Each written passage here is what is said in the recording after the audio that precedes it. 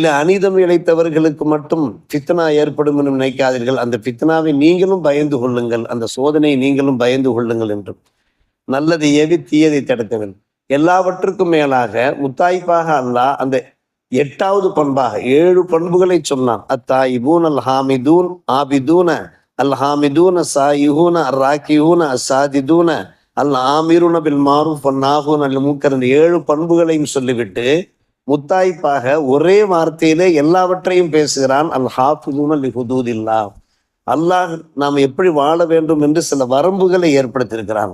நம்முடைய குடும்பத்தை எப்படி கொண்டு செல்வது, நம்முடைய வியாபாரத்தை எப்படி அமைத்து கொள்வது, சமூகத்தோடு நாம் எப்படி பழகுவது, நம்முடைய பிள்ளைகளை எப்படி வளர்த்து ஆளாக்குவது, நம்முடைய பெற்றோரை நாம் எப்படி அனுசரிப்பது, எல்லாவற்றுக்கும் அல்லாஹ் ஹத்துகளை ஏற்படுத்தியிருக்கிறான்.